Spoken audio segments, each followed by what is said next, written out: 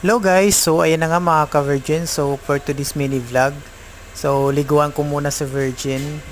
So simula guys nung nakuha ko siya sa kasa, first time niya maligo ngayon kasi nagamit ko siya kagabi.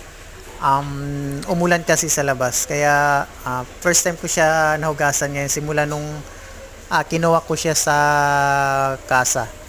So ayan, bagong bago pa po siya.